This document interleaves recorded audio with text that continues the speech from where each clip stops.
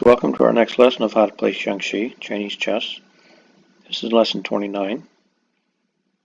With this lesson, we'll be picking up with a pawn technique called a centroid pawn.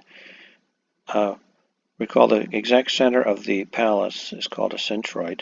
It's a very crucial square because the pieces need to go across that square to traverse across the palace. And occupying it or blocking it or interfering with the communication across that square is a crucial part of some checkmates. So let's take a minute to look at the pieces as they're set up. This is red to move and red wins. Red has a centrally placed cannon, which is always a good thing.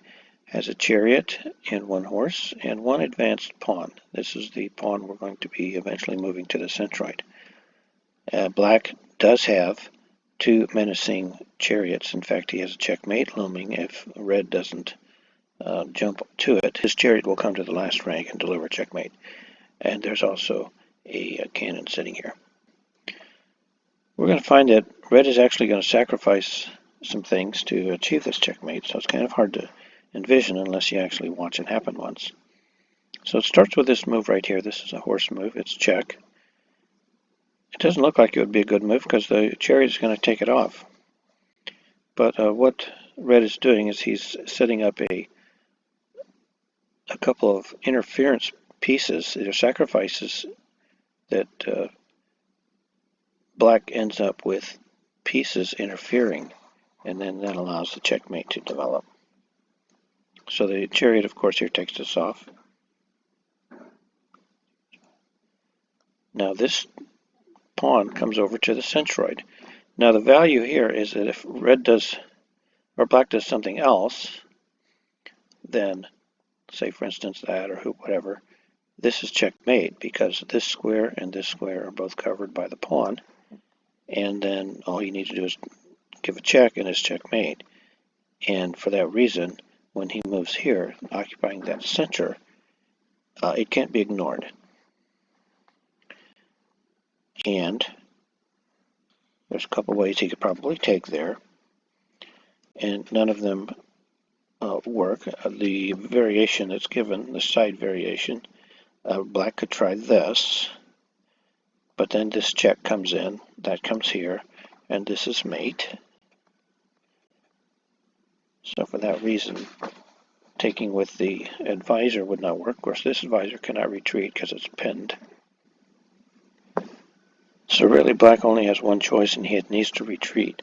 Now, what red has done is he's forced this chariot, even though the chariot's a very powerful piece. The chariot is now the interfering piece. This is an interference sacrifice, as we call it in Western chess.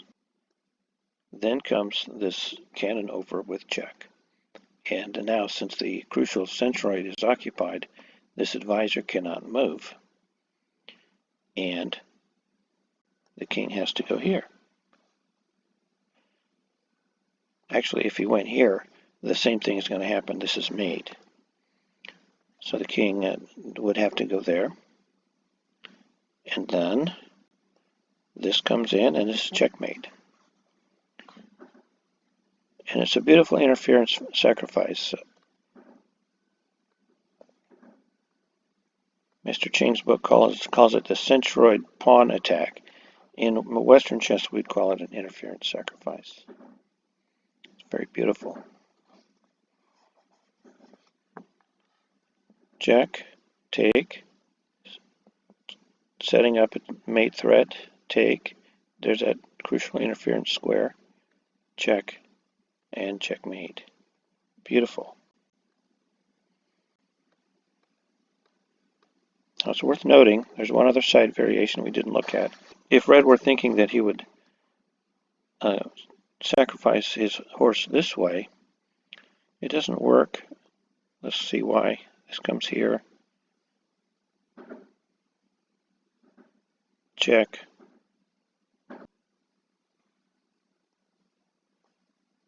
Check. And then he blocks with this. And then once that blocking is done, there's no good follow-up. For instance, if red took here, then this is mate.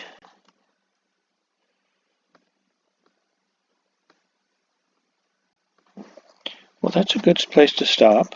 That was the Centroid Pawn Attack, or interference at the centroid of the palace. Thank you for listening. With the next lesson, we'll be picking up with something called chariot pawn shots. Join us then.